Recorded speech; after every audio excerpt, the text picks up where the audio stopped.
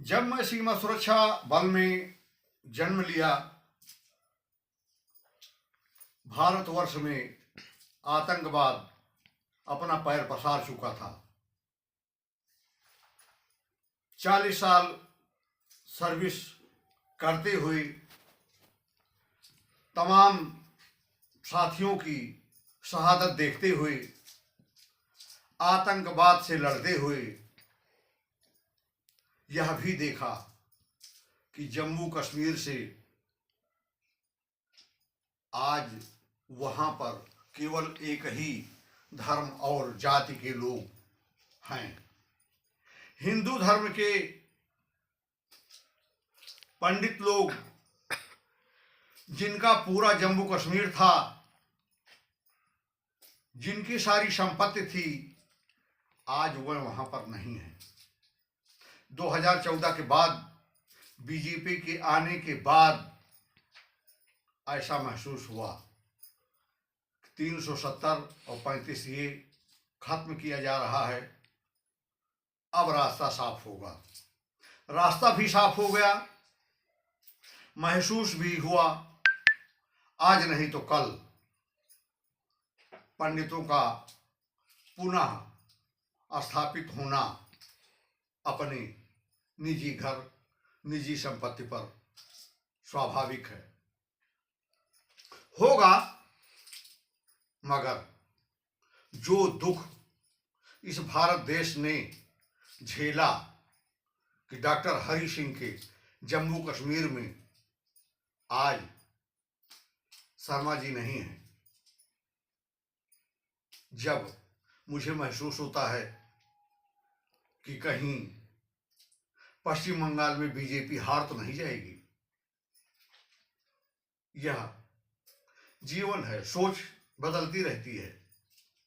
बहुत दिन से 2014 से लेकर के आज तक 3 चुनाव पश्चिम बंगाल का मैं कराया हूं, देखा हूं। जब 77 सीट पर, 3 सीट से 77 पर पहुंचा था, उस समय वहां की जनता और हम ऐसा महसूस कर रहे थे कि इस बार बीजेपी की सरकार बनेगी।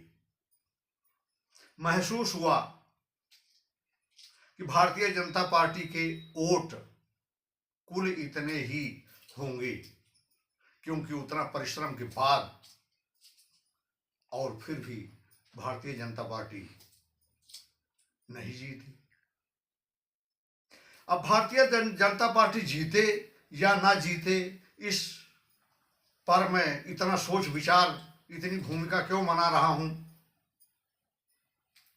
भारतवर्ष के 28-29 प्रांत में और एक प्रांत इस तरह का ना हो जाए जो भारत के संस्कार से अलग हो, या भारत कहने में उसको शर्म महसूस हो। ऐसा परिलक्षित होता है डेमोग्राफी पश्चिम बंगाल की देखने पर, वहां के संस्कार देखने पर। अब 77 सीट पर भारतीय जनता पार्टी पहुंची, आगे क्या बढ़ सकती है? ऐसा संभव है? एक चीज मैं स्पष्ट करना चाहूंगा, महिला संदेश खाली, मेडिकल कॉलेज जैसी घटनाएं रोज हों, मुझे ऐसा महसूस होता है कि महिला ममता बनर्जी का ही वोट है, वोट देगा। हिंदू हो, मुस्लिम हो, फारसी हो, सिख हो, कोई भी, वहां का कुछ संस्कार ही ऐसा है। कहीं पर भारतीय संस्कार ढंग से दिखाई पड़ते हैं, तो कहीं पर ईस्ट इंडिया कंपनी, जो वहां पर बहुत दिनों तक शासन किया है, उसके संस्कार परिलक्षित होते हैं। महिला वोटर ममता बनर्जी की फिर दूसरी बात कि हिंदू वोटर नॉर्थ बंगाल के जितने थे वह बीजेपी को मिल चुके हैं और मुर्शिदाबाद, 24 परगना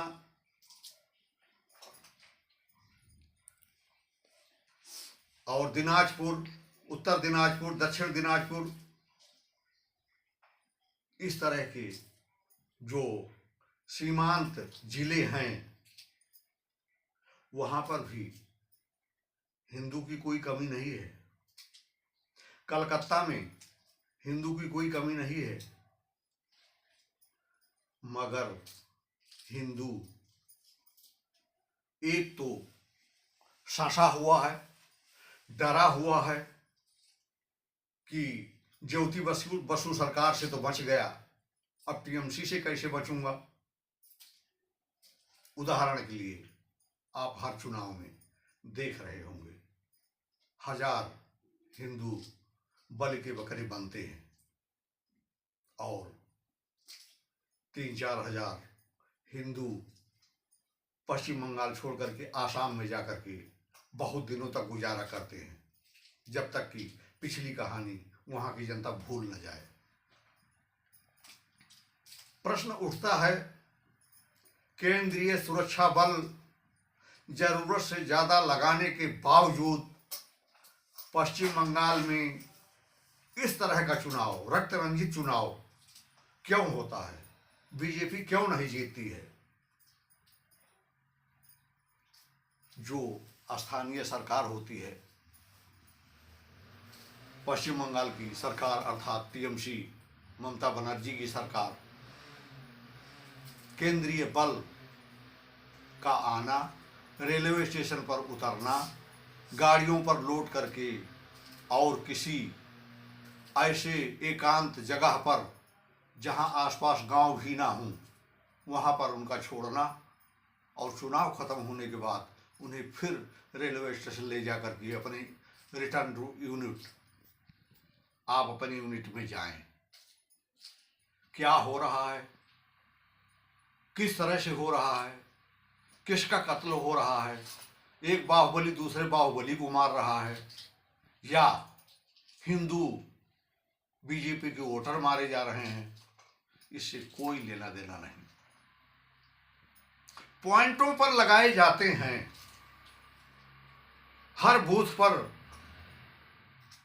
सीमा सुरक्षा बल या अर्धसैनिक बल की टुकड़ियां मौजूद होती हैं, लेकिन चुनाव आयोग 2017 में एक पंजाब और 7 उत्तर प्रदेश का चुनाव मैंने कराया था। हम मौके पर ड्यूटी में हाजिर थे, 24 घंटा खड़े होकर के बिताया हूँ। शायद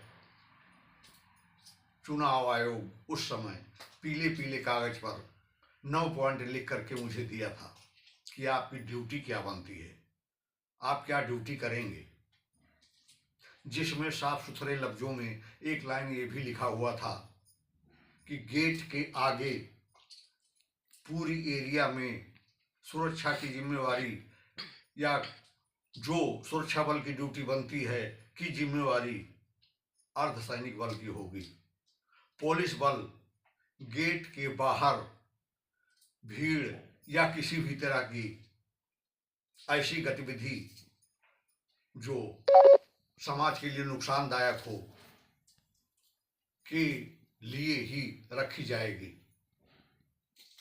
सीमा सुरक्षा बल ने ड्यूटी किया था और पूर्णतया उसका लाभ मिला था।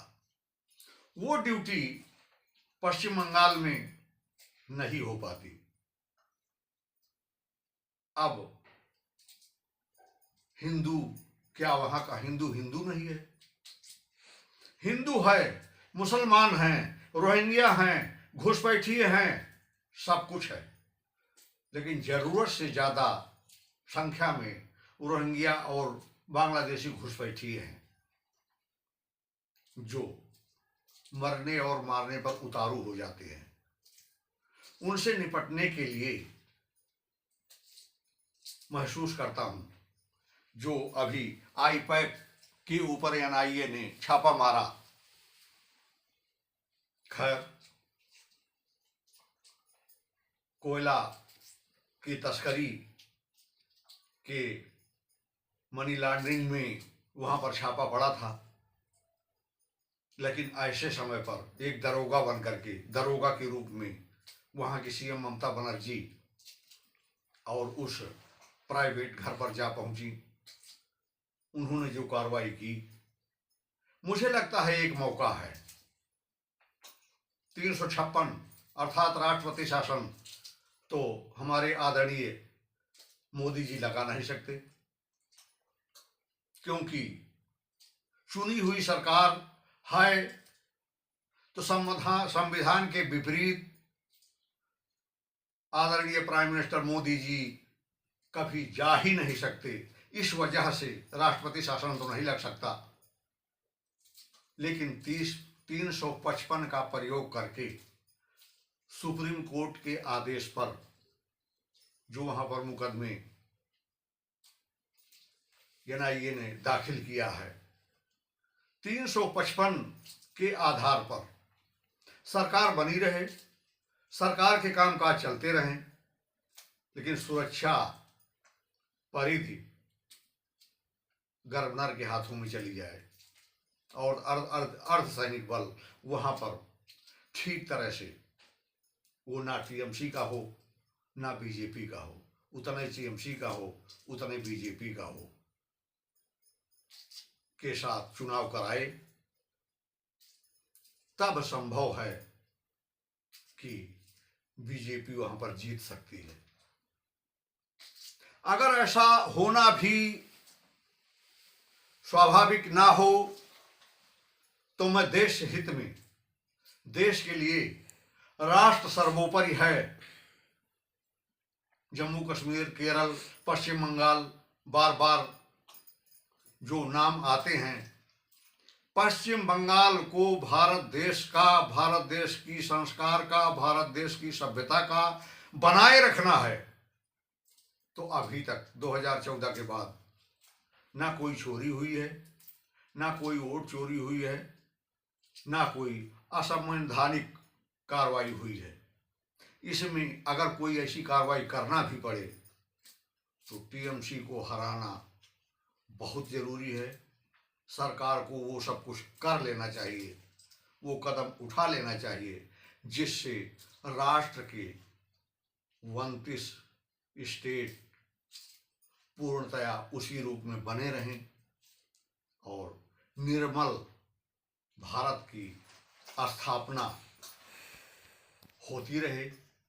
विकसित भारत और विश्व गुरु केवल जुबान और कागज में न रह जाए, 2047 तक पूरा हो, ये हमारे विचार हैं। अब मैं आपके विचार जानना चाहूँगा। आप अपने विचार YouTube channel NB Singh BSF